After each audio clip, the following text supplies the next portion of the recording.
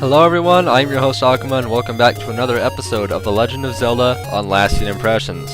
In our last episode, we completed level 5. Wow, that was a hard dungeon. Today, we are skipping level 6, thank goodness, and going to level 7. By votes, we are going to head to level 7. We are at the beginning of the game right here, so let's head over that direction. But first, we need to make a little stop on the way.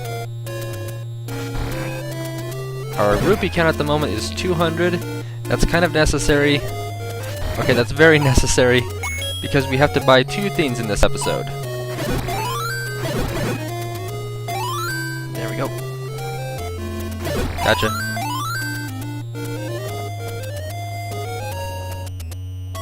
So we are going to make 2 stops today. First one is up here. Coming areas might look familiar to you because it is where we bought the blue ring. Gotcha. I didn't need that. I shouldn't have gone back to get it. Blue levers are dead. Yeah, he got me. Oh well. He says this is a very expensive place, but the food is 60. I'm going to buy the food. The food is necessary for completing level 7. You might wonder, what the heck is the food used for? Well, I sometimes wonder that too. But I guess, from what I hear, and I haven't really had a need to test this out, the food can be used to draw enemies toward it. I'm guessing creatures like Octoroks and Moblins will want the food, but I've never really had a need to lure them. We're very close to level 7 at the moment, but we are going to head the opposite direction, or at least further away from it, because there is one more thing we need to get. Here is the Lost Woods, a famous place in Zelda games. No matter what direction you go, except for right, it will always take you to the same screen. Now, if you don't have help, or someone to tell you, you head, well, in this game, below the screen and to the left, there's an old lady who you can pay to tell you how to get through this place. Her directions are go north, west, south,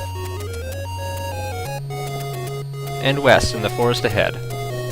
Following these instructions, we come to, oh great, more of these guys.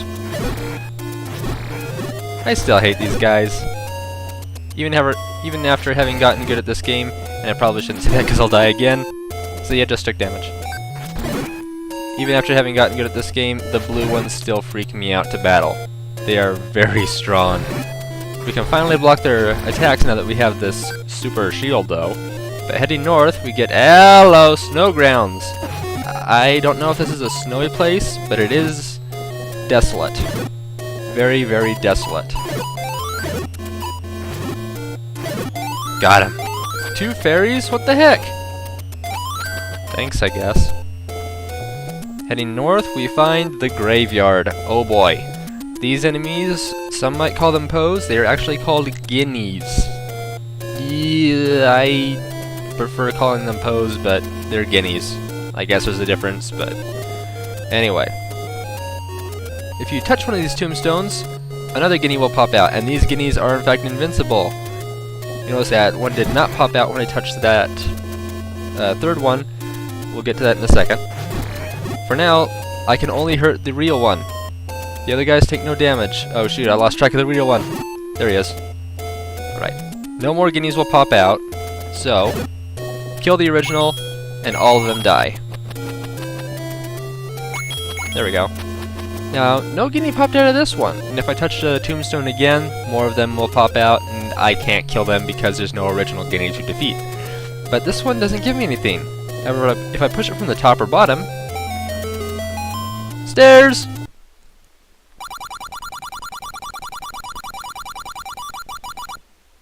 That is the most powerful sword in the game. The magical sword. Oh boy. Remember how I said that the white sword does double damage? This sword does quadruple damage. I can now attack at 4 times the power of my original blade. That means a lot of enemies will die in one hit, and it is very much required if you want to get past the 6th dungeon. You can't get the sword until you have 12 hearts. Currently we have 13, so we could have gotten it last episode, or even the episode before that, right after coming out of the 4th dungeon, because of all the gathering stuff that we did before. Yeah, it kills these guys in one hit. So cool! But I just didn't want to pick it up yet, and it wasn't necessary either, but no big deal. Alright, so we're going to head right to get to level 7, then north. Right north, yeah. Then up here. Da-da-da-dun! Here is level 7. Whoops. Yeah, level 7 is here. Where is it? I could not figure this out for the life of me when I first played the game long ago. I had to call up a person, the only person I knew who had this game, and he had to sort of stumble through his directions. He had different names for all the places that weren't official names, like the moblins he called pawns. And he said I have to go to where the pawn is. Now look at the size of this map in the top left corner. That is a big freaking map. How am I supposed to find one place? I digress. Eventually, I figured out I have to come here and use the recorder.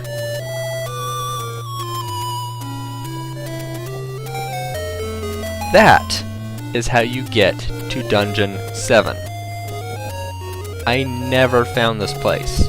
I found levels 1 through 6 and 8 and level 9. But this place I never found. It is one of 3 dungeons that does not have a spectacular entrance like the previous ones. In we go. Okay, level 7. I believe this place is called the Demon's Dungeon. And I'm going to want bombs for a while.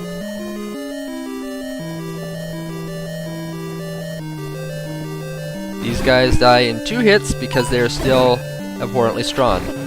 Darn it. Darn it! Die. I'm gonna see if I can get my extra heart back. There it is. I almost lost it. Alright, they gave me bombs. Gonna bomb this wall. Gonna bomb that wall. Then I'll pick these up. Now I'm going to go left. As soon as you enter the dungeon, go left. I don't think you can bomb into the room below me. But you want to go left when you enter this dungeon. And you want to have 100 rupees. I will not pick that up in case I need them later. When you head left, go straight up. All the way up. Hello, Dodongos. That didn't work. Darn it.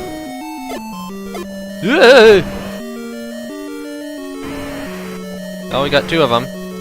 Might need those bombs after all. Yay, more bombs for me! I'm gonna go back down and grab some more. Even though I probably don't need them. Thank you. Pretty sure we're on the leftmost part of the map now. So just keep heading up until you find... I love this guy. I hate his price, but I love this guy. 16 bombs are now ours. And I picked up those previous bombs for nothing. Now this level, hey. There we go. This level actually has a previous boss appearance. I know there's at least one. It's not the first dungeon to do it by a long shot, but from here on, I am going to get very lost in this dungeon. Off the top of my head, I do not know where the map is. I do not know where the compass is. I'm not sure I know where the treasure room is, but I would like to get the treasure room. Totally not necessary, but I would like to get to the treasure room. I may in fact be checking our written map a few times. Die, bat, die. Thank you. I'm invincible here! Wahaha! Oops. Sword beam, sword beam, sword beam! Ah.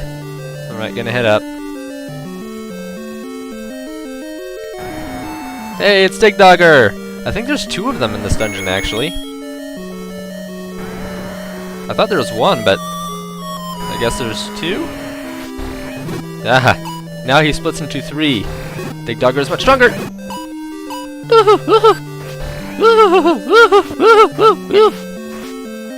Die! Come on, come on, come on! Come into my sword!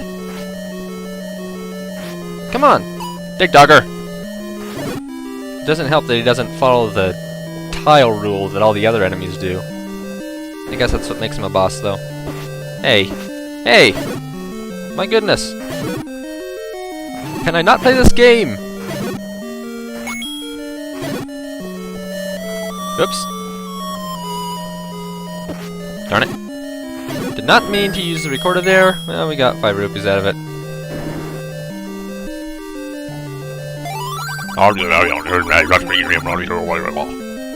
Alright, Mr. Grumble Grumble. Leave me alone. And that's why we need the food. It's impossible to get through this dungeon if we have no food. Very sad. Okay. I don't know the layout of this room. I thought I did. Okay, that's simple. That map is actually going to be useful. I think it'll tell me how to get to... Yes. Pretty sure I know where the treasure room is. Diebat. Digoria. You could call them the rabbits. They are technically rabbits.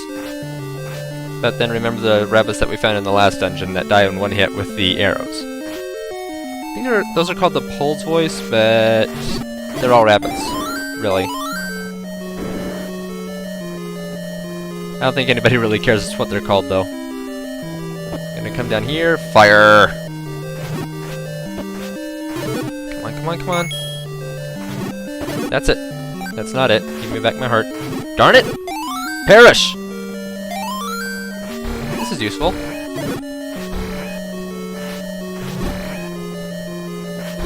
There we go. We're getting somewhere. We're getting somewhere. We got somewhere. Now, even though the room to the right is black, pretty sure we can get in there. Yeah!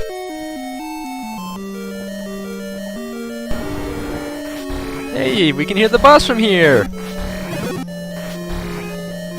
Unfortunately, we can't get to the boss, because he is blocked off. Similar to how the... Don't do that. Similar to how the bomb upgrade in the previous dungeon was in a separate area, and the recorder was next to it. There was no way to get to it unless we went through a passage like this. Or we're gonna have to go through a passage like this to get to the boss. Fortunately, we have found the treasure in here, the totally useless red candle. I guess the red candle is very useful if you are looking for hidden dungeons in the overworld, and there's a whole bunch of trees around. You want to check every tree to make sure that you don't miss anything, but it's impossible. So you have to use the fire on everything over and over and over and over and over, and it can take hours to get through. But you can cut down on an hour or two if you have the red candle. And I guess for some people, the red candle would be necessary to find the 8th dungeon. Personally, I don't think it's hidden exceptionally well. But if you're new at this game and you get the idea that you want to start using the candle on everything, you are going to want to find the red candle so that you can find the 8th dungeon. Oh, it's hard to talk there. Pretty sure the Triforce is right below us. We can't bomb our way in there. Alright. Since we can go straight up, and 2 rooms in that direction, we could go straight up. Pretty sure the Triforce room is below us, and the boss room is one below the eye of the dungeon. I think in the top right corner there is an entrance to... Hello. There's an entrance to the passage that will take us to the boss. And the boss in this dungeon is very, very disappointing. Very underwhelming boss. Oh well. 3 bombs. I like it, the 3 bombs. We're using up our keys fast, though. Hello, Dagger! I knew there was another one in here.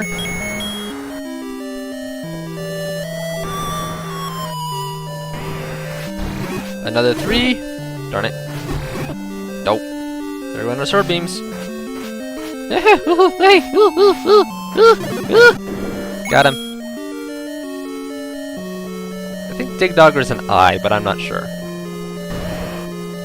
Hello, Dodongo!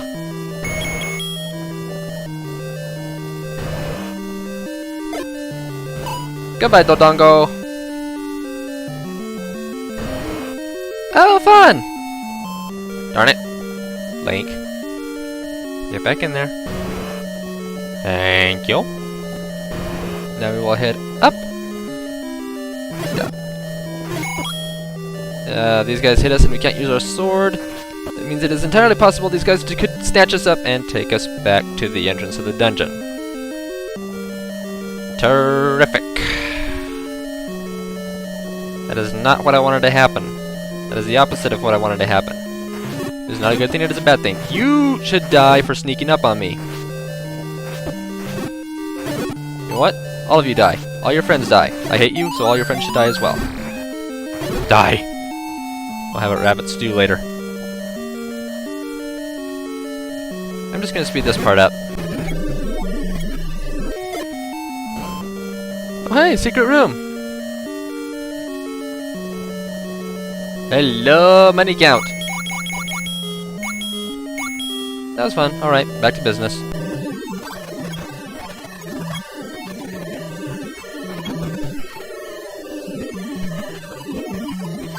Alright. After a few wrong turns, a few detours that were unnecessary, and the losing of some bombs, we are back in this room. Now, we can't stay in the center. I don't know if I ever mentioned this, but we can't stay in the center and expect to draw those hands out. We have to be on the outside edges. I also forgot last time, we don't have to use a sword to kill these guys. We have a whole bunch of other items, because Link is armed like Rambo, for crying out loud. So we could use whatever the heck we want to kill these guys. Come on. Plunk! Oh. Come on. Yeah. There's some extra arrows for us. And over here... There we go. I think that is the only room in this dungeon, or in this first quest, that has a block there, which leads you to a secret room. I could be wrong. I don't know all of Dungeon 9. But there you go.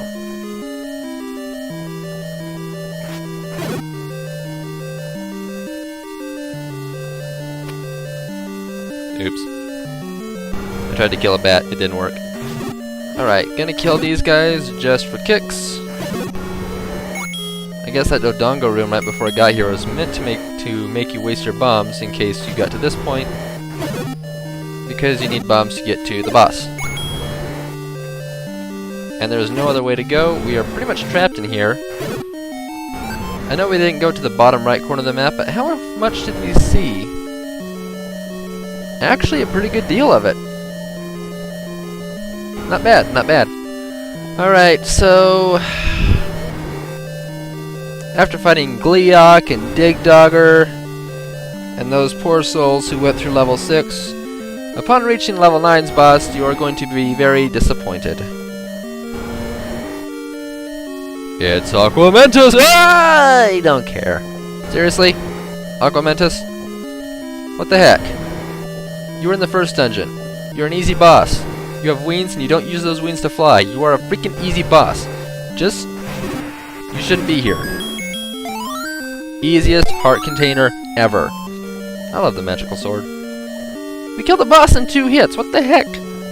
Actually, there is one boss that's easier than that. We'll get there when we get there. We got the Triforce. Now we exit the dungeon through magic. Oh boy, that was level 7. Was it easy? Slightly. Was it difficult? Slightly. Is it worse than level 6? No. Level 6 is still worse. Level 8, I would say, is worse than Dungeon 7. But we'll get there next episode. We didn't even need the red candle in this game. Here's what the red candle does.